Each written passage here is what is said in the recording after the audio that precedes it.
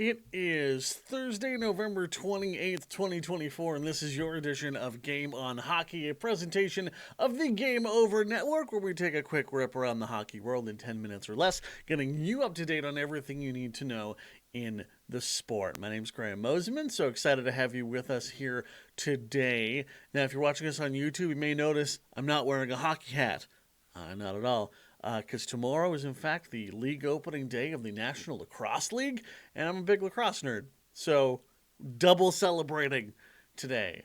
I wonder if we should get some lacrosse coverage somewhere across the Game Over network. This might be a conversation that I have to have with our fearless leader, Andrew Berkshire. But what about what is happening in hockey right now? From very exciting news, if you happen to be a Taylor Hall fan, as last night he scored his very first hat trick since December 5th, 2013, when he was just a wee baby Edmonton Oiler, snapping in 3 goals over the first and second periods with Chicago after just being benched a couple days ago.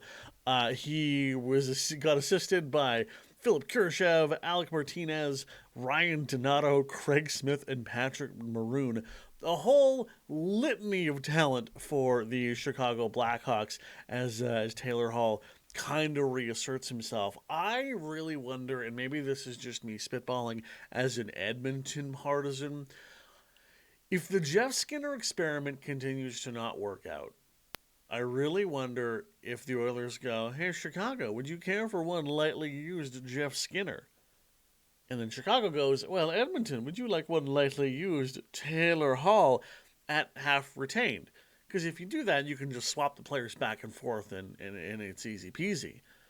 Taylor Hall gets to maybe have a homecoming that he often wanted. Remember, a few years ago, there was a lot of rumors of him coming back to Edmonton, and there wasn't really a trade able to be worked out there. But who knows? Maybe it's just me having a pipe dream of wanting to relive one of the only fun parts of the Decade of Darkness, and that was Taylor Hall scoring goals. But, I mean, in all likelihood, he's going to end up going to some team and they're going to get the first overall pick, because that's how it works when you are Taylor freaking Hall.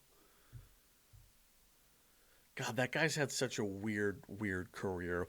Big woof by Charlie Lindgren, goaltender for the Washington Capitals. Washington, who's just plugging along even without Alexander Ovechkin.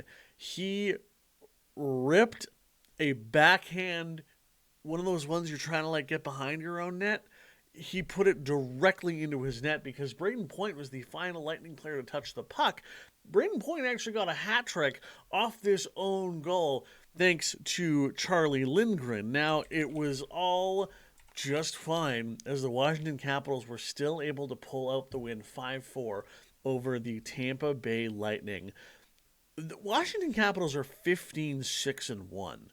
Which is absolutely insane, especially when there's a few weeks left until Alexander Ovechkin can return. And maybe this is the point now where we just talk about the Washington Capitals as a hockey team that's pretty darn good, rather than the team that Alexander Ovechkin happens to play on while he chases down the Gretzky goal record. The Washington Capitals, I'm not willing to call them legit yet, even though there's that whole American Thanksgiving stat.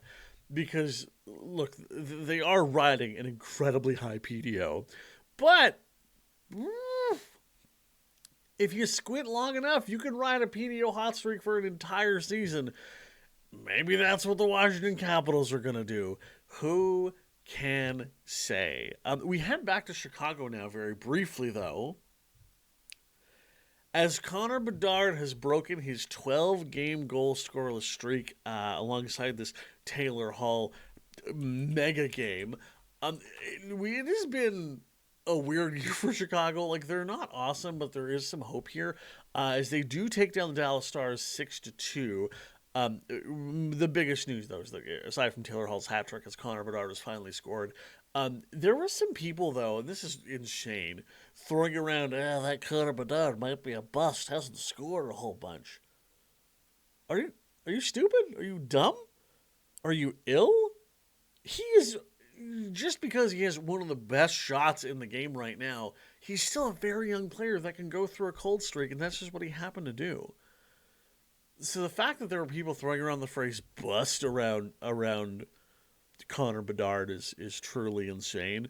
But they were out there. Oh boy, were they out there. Chicago is still nowhere. They're not going to be in the playoffs, but did have a nice showing taking down Dallas by a score of 6-2 last night.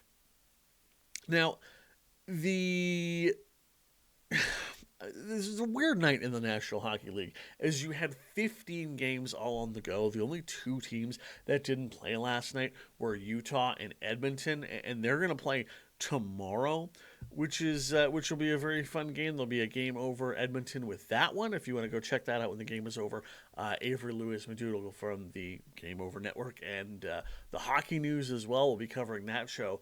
Should be a really really fun one. As the Oilers, for the very first time, get to take on Hockey Club of Utah. One thing that did happen last night, though, aside from all these crazy games, Cole Caulfield has scored his 13th goal of the season, all while wearing number 13. And this game for Montreal was also in Columbus. Now, Cole Caulfield had been wearing number 22 this whole time in his NHL career, but after what happened, of course, this offseason, he wanted to switch it to one of his idol players, Johnny Gaudreau. So it only feels very fitting that he would land his 13th goal of the season while wearing number 13 in Columbus. That game, a winner by the don't mind the audio. That game, a winner from the Montreal Canadiens, Nick Suzuki ended up snagging the win for the Habs by putting his own rebound in the net. One final story before we wrap up here. This is more of just like an interesting stat than a story. The Devils are 10-14 in their last 14 games, but they are 10-0 when scoring a goal. So yeah, the only time the New Jersey Devils are losing right now is if they get shut out. If they score, they're winning apparently. So all aboard the New Jersey Devils bandwagon. We'll be back tomorrow with a brand new episode of Game on Hockey, where we're going to take a look at some more coaches that could be getting let go by the end of the weekend, plus your look ahead to all the Game Over Network presentations that will be across the league throughout the weekend. As for tonight, because literally every single team was in action, and tomorrow, and today, is U.S. Thanksgiving. Not a lot going to be going on. Football is going to own the day. The NHL is going to take a break, but they are going to come back with a full slate of games on Friday and Saturday, which, I mean, feels weird. But, look, it's the U.S. Thanksgiving makes everything strange, and the NHL schedule makers still don't really know how to handle it in the best way. So, that'll be cool. No NHL games tonight. If you are listening or enjoying this or a fan of America Thanksgiving, have a wonderful day. Enjoy it. We will be back with a brand new episode of Game on Hockey tomorrow here on the Game Over Network. There will also be a brand new episode of Hyperdrive Hockey, our super intense, in-depth hockey show from Max Daphne and Kevin, who all kind of dive into the minutia of hockey that we necessarily can't, because they have a whole lot more time than just 10 minutes to put together a show. Give that a listen when a new episode comes out on Friday. I will be back in your feeds tomorrow morning with the next episode of this show. I'm Graham Mosimann. This has been a presentation of the Game Over Network. Talk to you tomorrow on Game on Hockey.